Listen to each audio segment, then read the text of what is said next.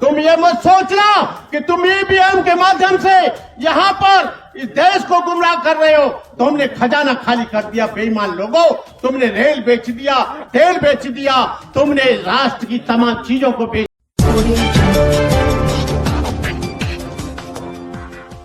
जिहाद है सबे रक्स का नहीं, वक्ते जिहाद है सबे रक्स का नहीं, हो खून का कतरा किसी के अस का नहीं, बुलावा सरफरोशों का हुआ आज फिर है मैदान जानदारों का मर्जी इसका नहीं।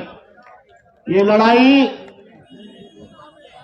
जमहूरियत की है, ये लड़ाई लोकतंत्र की है, ये लड़ाई देश बचाओ की है, ये देश को खजाने को बचाने की है, ये देश की लड़ाई।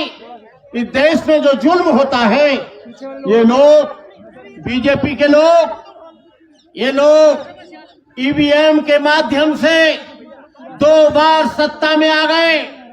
आपको मालूम है इन्होंने रिजर्व बैंक का खाली खजाना कर दिया, 265 टन सोना गिरवी रख दिया, इन्होंने रेल बेच दी, भेल बेच दिया, तेल बेच दिया, डीआरडीओ बेच दिया, और यही नहीं एलआईसी बेच दी।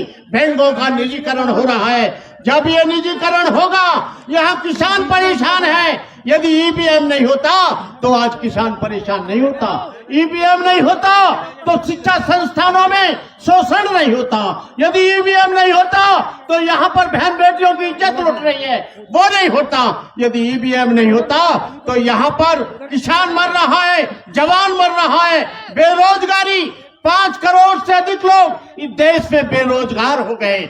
इसलिए मैं कहना चाहूंगा कि ईवीएम को हटाने के लिए आपको आगे आना पड़ेगा, आपको सड़कों पर आना पड़ेगा।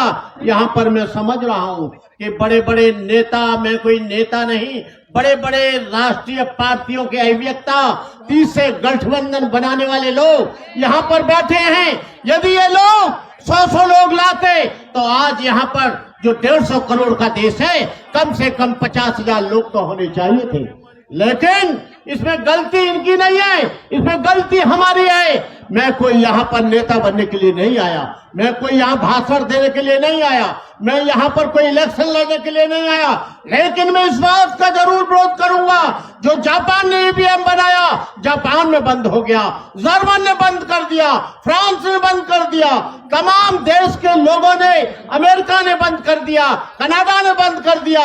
लेकिन ये बेईमान लोग इस ईवीएम के माध्यम से, यही ईवीएम हुआ आया तो उसकी वजह से हिंदू राष्ट्र की आवाज तेज हो गई। यदि ईवीएम आया तो यहाँ पर तमाम आवाजें, आज मखलूक लोग यहाँ पर आवाज उठा रहे हैं। आज यहाँ पर हिंदू राष्ट्र बनाने की बात हो रही है।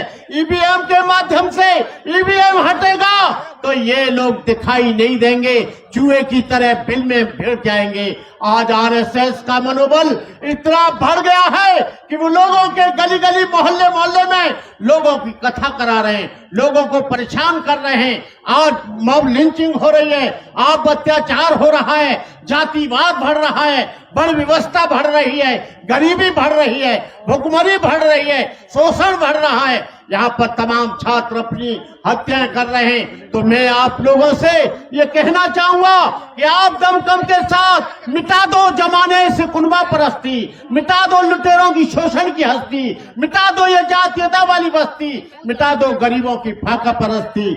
मैं कहना चाहूंगा जो लोग ईवीएम का विरोध करते हैं, कल मैंने सुना, सोशल मीडिया पर देखा कि प्राचा जी को और हमारे वकील साहब को उन्होंने अरेस्ट कर लिया।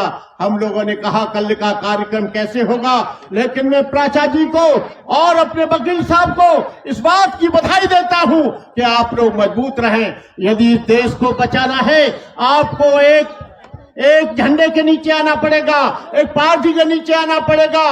जो लोग खेमों में बटे हुए हैं, तमाम पार्टियां कुकर मुत्तों की तरह बन गई हैं। आप तो क्या, कोई भी आप लोग इस लड़ाई को जीत नहीं सकते। आपको एक झंडे के नीचे आना पड़ेगा, एक जगह आना पड़ेगा। जब तक आप एक जगह नहीं आएंगे, यहाँ पर मुसलमानों पर, दलितों पर, किसानों पर, एससी लोगों पर, एसटी लोगों पर, ईसाइयों पर यहाँ पर जुल्म होगा।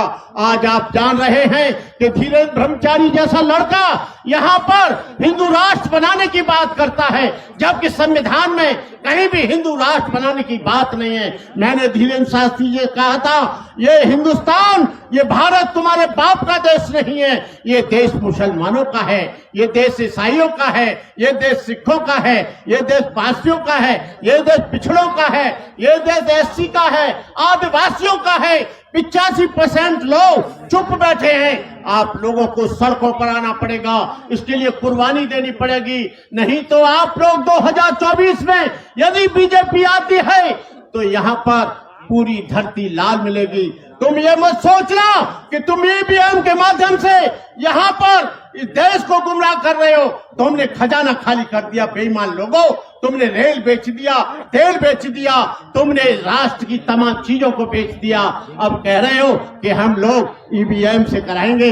ईवीएम से किसी भी हालत में हम नहीं होने देंगे, चाहे हमें कितनी भी बड़ी कुर्बानी देनी पड़े। तो आप लोगों के लिए इस कड़कती सर्दी में आप लोगों के लिए बहुत बहुत बधाई, बहुत बहुत धन्यवाद। और आप लोग हमारे वकील साहब को हमेशा आप कोऑपरेट करते रहे, और प्राचा साहब को, जो प्राचा साहब हैं एक मजबूत व्यक्ति है, मैं इनको भी अपनी शुभकामनाएं देता हूं। मैं आपके साथ हूं इस लड़ाई में, तन से, मन से, धन से, लाठी से, गोली से, राइफल से, बंदूक से। आप चिंता मत करना, डरना मत। मैं चाहता हूं कि यहाँ की गवर्नमेंट मुझे जल्दी अरेस्ट करे तो इनको मालूम पड़ जाएगी कि भंते करुणाकर क्या है। मुझे बार बार धमकी दी जाती है, फोनों पर धमकी दी जाती है, तमाम इस देश के लोग मुझे धमकी देते हैं, लेकिन मैंने कह दिया है यदि तुम्हारी बंदूक से यदि गोली निकलेगी, यहां से भी पानी नहीं निकलेगा, यहां से भी हम बौद्ध धर्म किसी की हत्या करने की इजाजत नहीं देता, लेकिन हत्या करने वाले को हम जिंदा जाने की इजाजत कतई नहीं देंगे। इन्हीं शब्दों के साथ मैं